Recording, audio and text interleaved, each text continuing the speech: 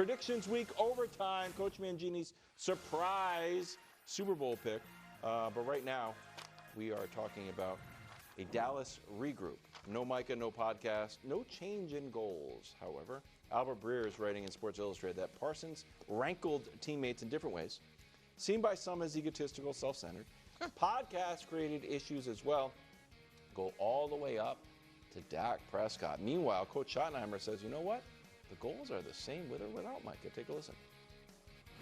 Nothing's changed. My goals haven't changed. Our team goals haven't changed. I hit the players on that today after I talked about, just the tough couple days, for all the guys. And it doesn't change. The standard is the standard. I said that. We, with all the new pieces and people we had in there, I needed to hit the goal, which is to win a World's Championship. What are the chances Dallas is better off without Micah? Hey, listen, on Friday I tried to do a fair job of explaining the rationale behind the trade long term. And about how, you know what I mean, once you pay Dak, and it's not what I would have done, but once you've paid Dak, you've paid CD, you have these other holes on your roster. So I do think there is a chance, as you were alluding to earlier, Brew, that long term this works out. Chance they are better this year is 0%. There is and I like Kenny Clark a lot. I've known Kenny Clark for a while. There is no chance Kenny Clark gives you more value this season than Micah Parsons does. If we're assuming, neither one of them suffers some significant injury. And I don't care how many locker room murmurs there were about, did you hear what Micah said on his podcast? It was not enough to offset a dozen sacks and league-leading pressures. So for the 2025 season, Coach, there is no chance they are better off without their best player. When we started talking about this, I felt like this contract was different than the other ones we had talked about. And I think there was some blowback from Dak's contract, from Zeke's contract, from making another guy. Coach hasn't gotten his victory lap on being the only person who thought this might happen. I didn't think this contract was going to get done. He kept saying that. Yeah. That is you true. thought it was going to be a trade? I didn't think he was going to. I didn't think he was going to get the new deal in Dallas because Jerry has treated this offseason differently than he's treated every other offseason. The same thing with bringing Schottenheimer in. And to me, this is somewhat of a reset and somewhat of, we don't want to get into another giant contract that we can't get out of without the ability to, maybe push the resources other places. And I do think there was a lot of internal fighting or lack of chemistry between Micah and a bunch of the guys, and that was problematic. And so when you look at this, will they be better long term? They could be. I just want to bring up a graphic of other guys who have been traded for 2 or more first-round draft picks. And when you look at it, it's not like the team that got these guys has been sitting there going, oh my God, we just knocked it out of the park with the trade. Now you could argue that the Matthew Stafford trade, that was the best one of the group. But all these other ones. Jalen Ramsey, they won a Super Bowl too. Yeah, was it really Jalen Ramsey? I mean, you could. There's an argument that they paid too much for that. But what I'm saying is, the money that they spent, the amount of draft picks. Kenny Clark does have some value immediately. He's been practicing. He should play this week. He should add some productivity. So long term, we're going to have to see how the picks play out.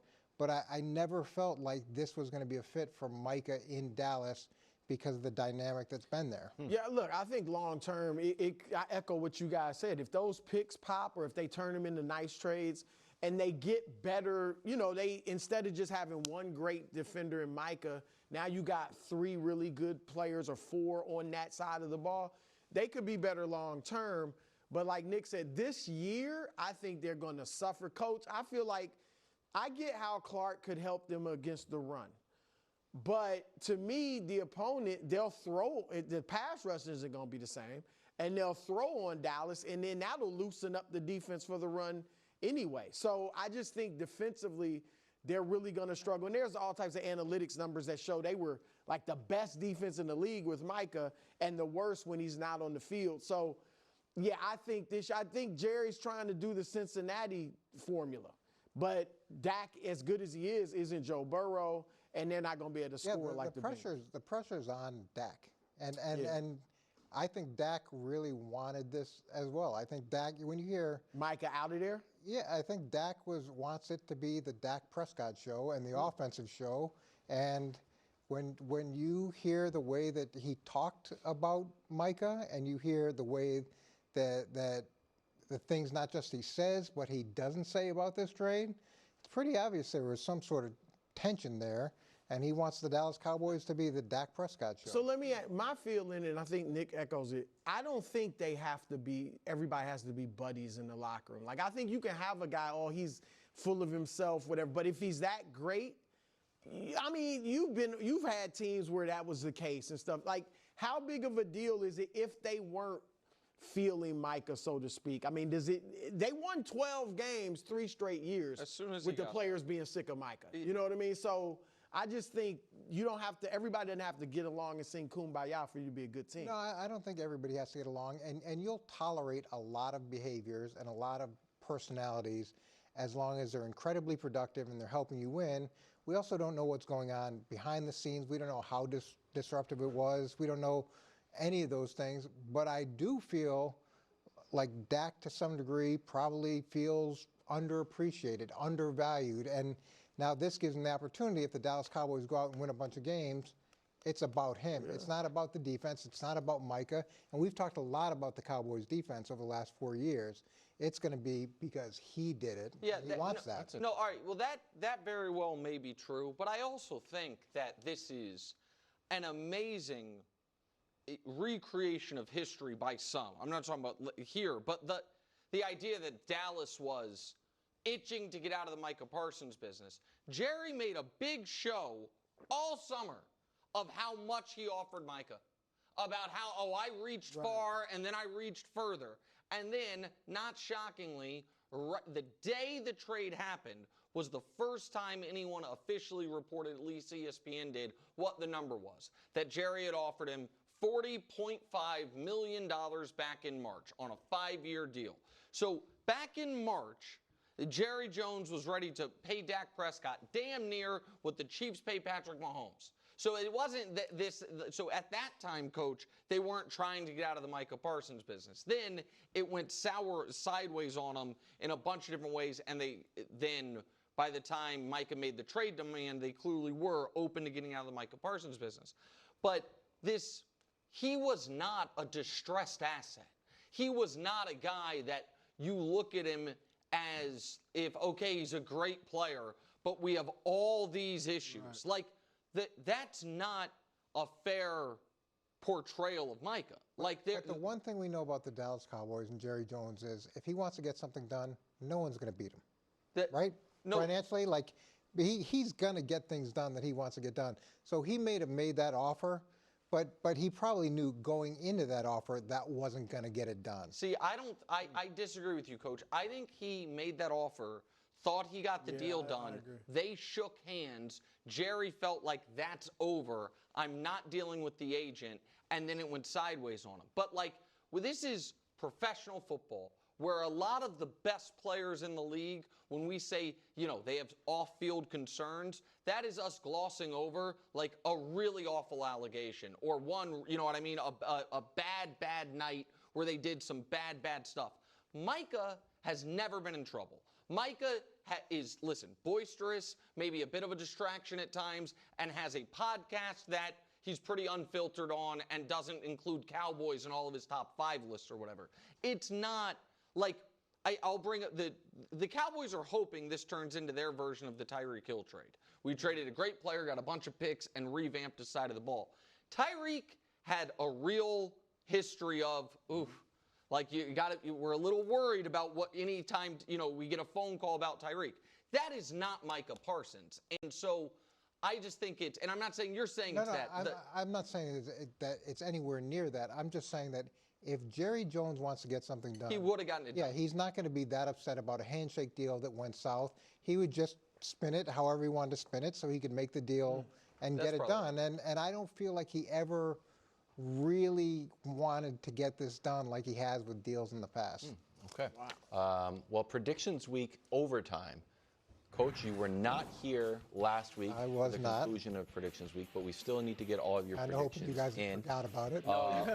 Last year, you were the only one to correctly predict the stratospheric rise of Jaden and the Commanders.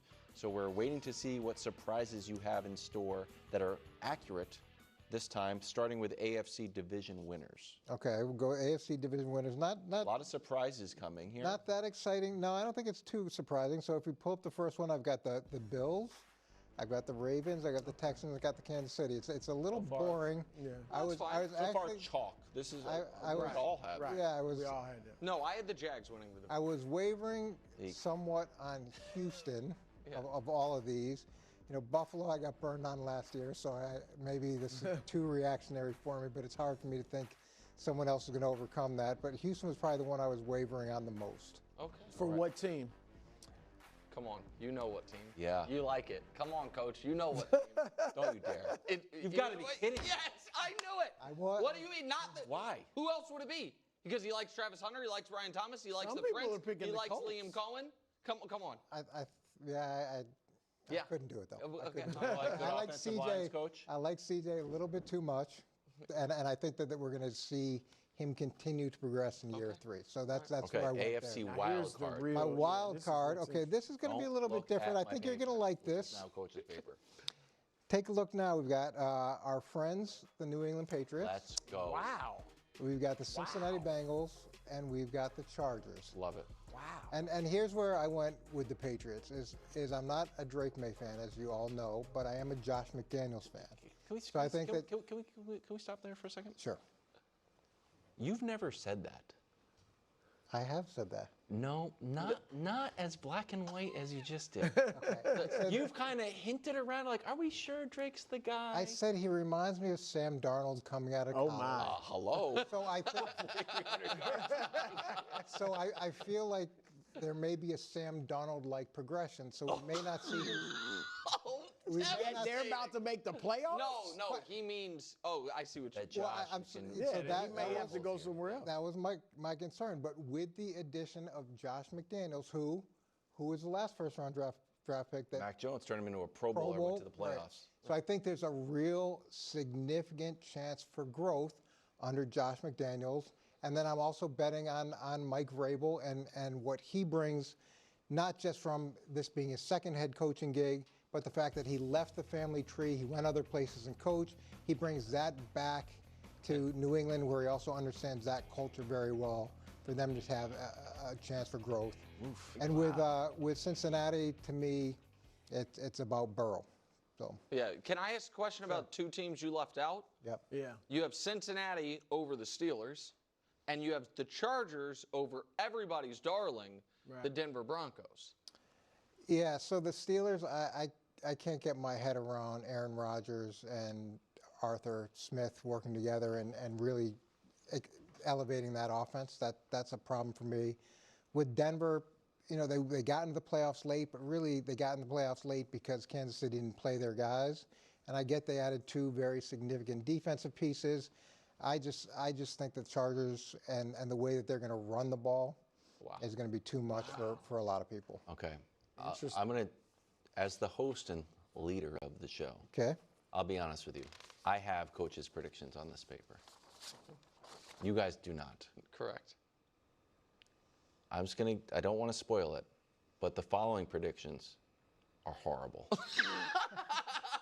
All right, let's see. Coach, take away. NFC division winners. On the NFC, with that introduction, NFC. I don't know, where we're going to go with that. Wow!